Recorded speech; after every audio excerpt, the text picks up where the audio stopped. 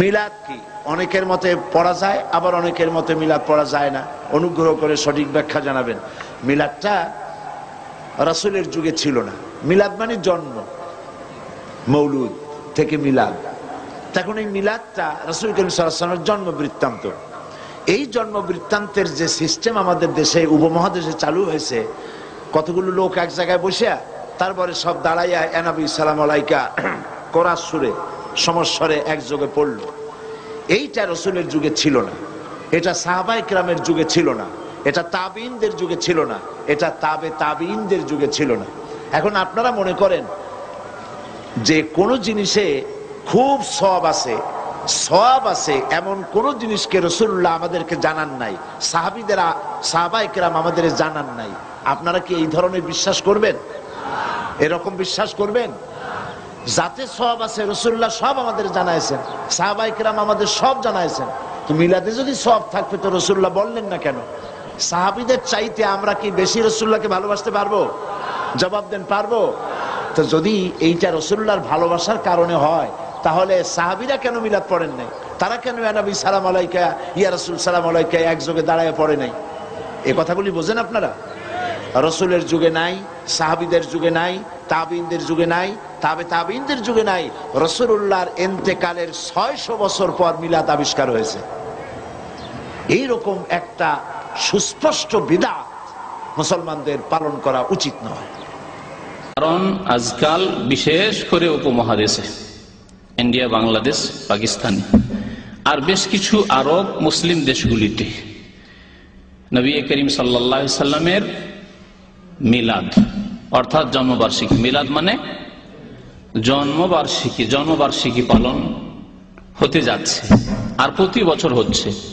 শুধু পালনই হচ্ছে না, এর নাম ঈদে মিলাদুন নবীতে পরিণত হয়েছে।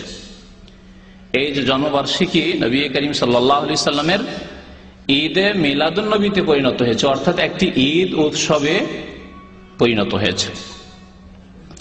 সুতরাং এই সম্পর্কে শরীয়তের বিধান আমাদের জানা জরুরি এবং জেনে তা মানা জরুরি, এবং যেইভাবে নবী করিম সাল্লাল্লাহু আলাইহি ওয়াসাল্লাম আমাদেরকে দিক নির্দেশনা দিয়েছেন সেইভাবে আমাদেরকে জীবনযাপন করতে হবে, তাহলে আমরা মুক্তি পাব।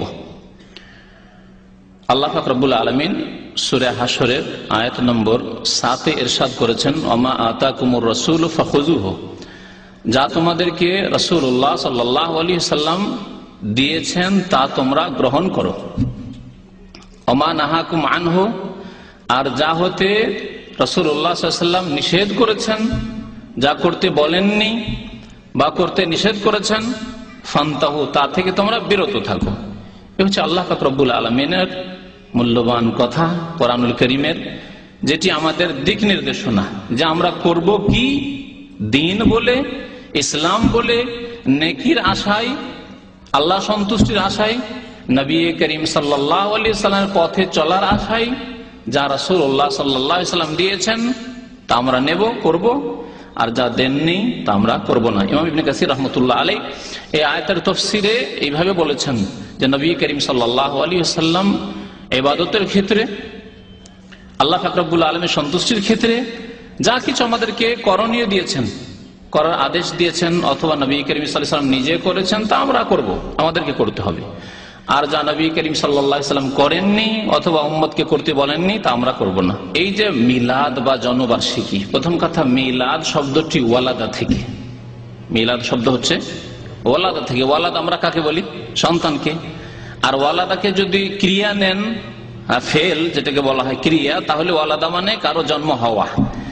ওয়ালাদা থেকে মিলাদ মানে জন্মের সময়কাল, ইসম জরফ, জন্মের সময়কাল অথবা জন্মের স্থান দুটোই কি বলা হয়। তো এখানে জন্মের সময়কাল বা জন্মদিন, জন্মদিবসকে নেওয়া হয়েছে মিলাদ। তাহলে মিলাদ মানে আমাদের দেশীয় ভাষায় যে অজ্ঞতা রয়েছে মিলাদকে বোঝার ক্ষেত্রে, তা হচ্ছে মিলাদ আমাদের দেশের মানুষরা পালন করে না, পড়ে। বাঙালি জাতি মিলাদ কি করে? পড়ে, পাঠ করে। আজকে মিলাদ পাঠ হবে অমুকের বাড়িতে, বলে না, বলে লিখে সব কিছু করে। মিলাদ নাকি পাঠ করবে?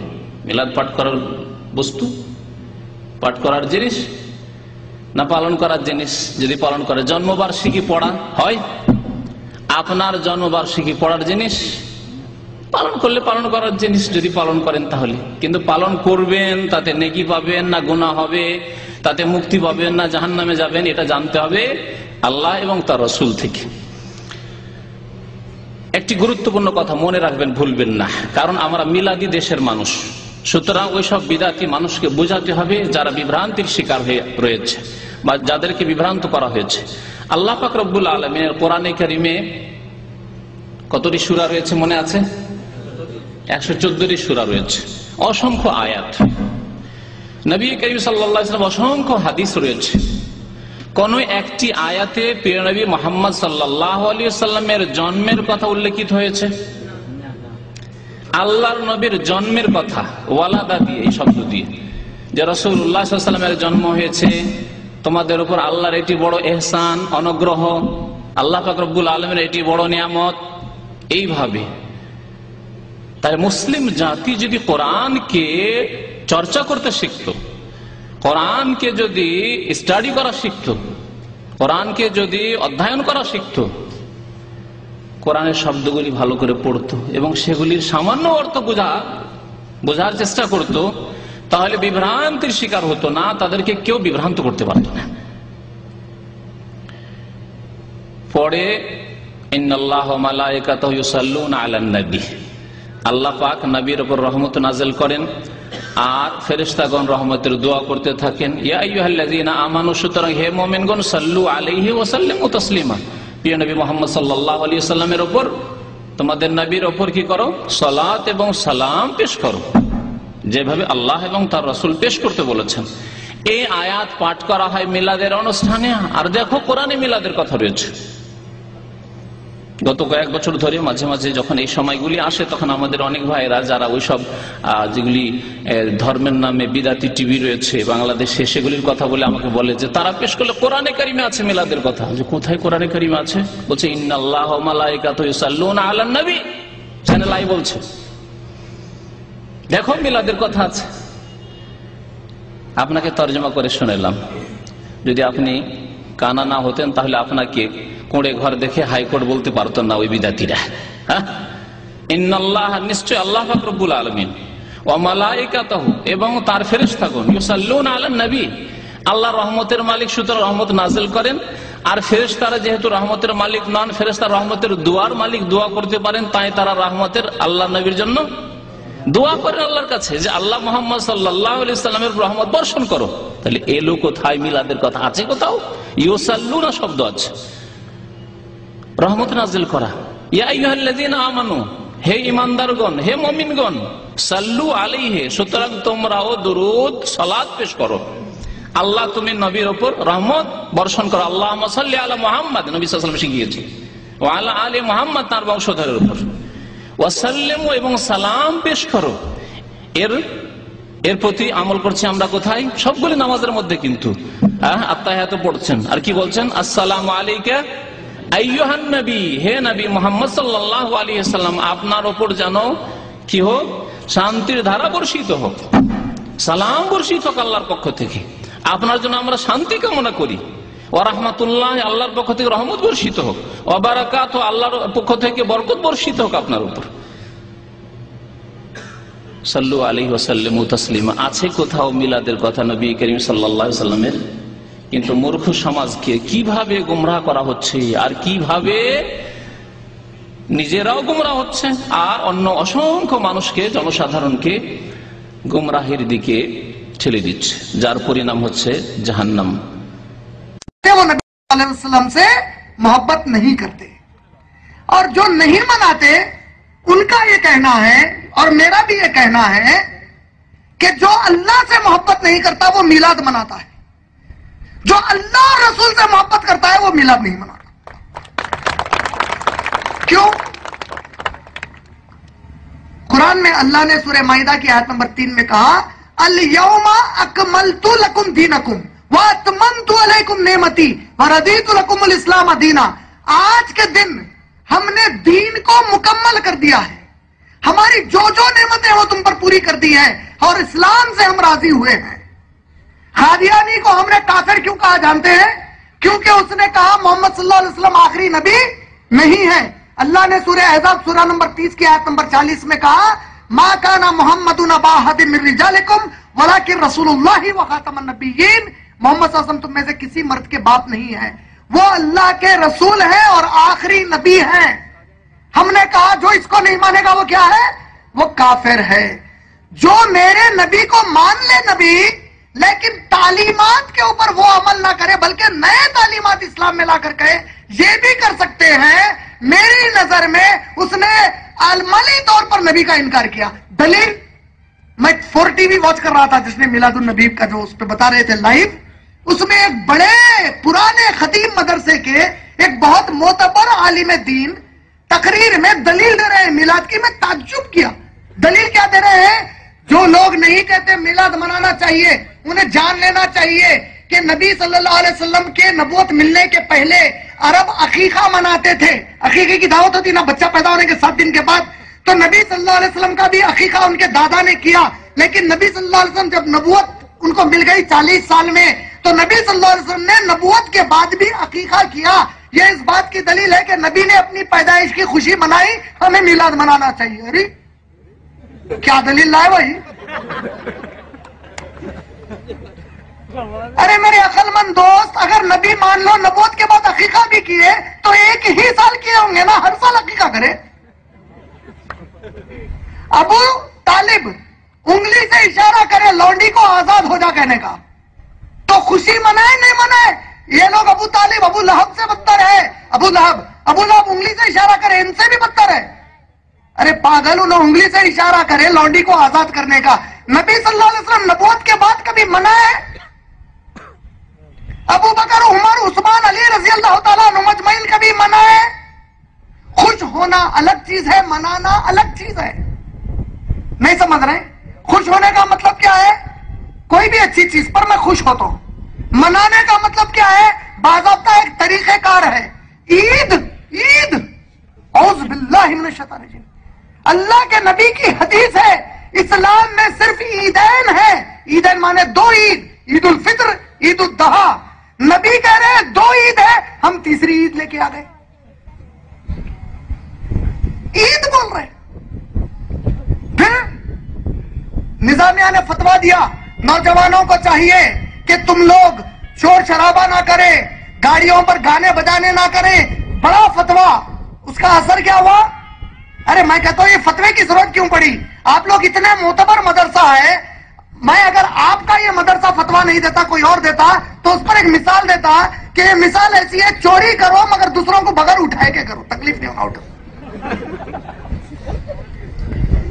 ارے میلاد کی کوئی دلیل ہی نہیں ہے. دیکھ دلیل لا رہے ہیں. جب یحییٰ علیہ السلام کو پیدا ہوئے, زکریا علیہ السلام کو یحییٰ علیہ السلام پیدا ہوئے, قرآن نے خوشی کا اعلان کیا, تو اس کا مطلب میلاد النبی منانا نکلا.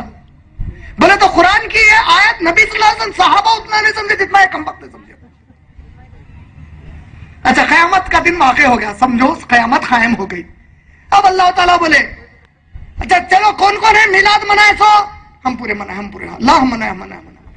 تو یہ جو ہاتھ اٹھائیں گے نا منائے بول کے, اس میں ابو بکر صدیق کا ہاتھ نہیں اٹھیں گا, عمر رضی اللہ تعالیٰ عنہ کا نہیں اٹھیں گا, عثمان رضی اللہ تعالیٰ عنہ کا نہیں اٹھیں گا, عائشہ رضی اللہ تعالیٰ عنہ کا نہیں اٹھیں گا, خدیجہ رضی اللہ تعالیٰ عنہ کا نہیں اٹھیں گا, کوئی صحابی کا نہیں اٹھیں گا, پورے 1400 سال بعد والوں کا اٹھیں گا. اللہ تعالیٰ بولیں گے ارے تم لوگ کیوں منائے؟ اللہ ہمارے نبی سے محبت تھی, عاشق رسول تھے, منائے. اچھا ایسا, اچھا ابو بکر تم کیوں نہیں منائے؟ کیا ہے کہ اللہ معاف کر دو, بولیں گے کیا کر رہے تم لوگ؟ اللہ پلٹ کے بولے گا کمبختوں میرے نبی کے صحابہ جو نہیں کیا وہ تم کیوں کیے؟ کعبے کا ماڈل بنا رہے, مدینے کا مسجد نبوی کا ماڈل بنا رہے. اعوذ باللہ من الشیطان الرجیم, لعنت ہے اللہ کی ان کے اوپر. یہ میلاد کہاں سے لائے نکال کر؟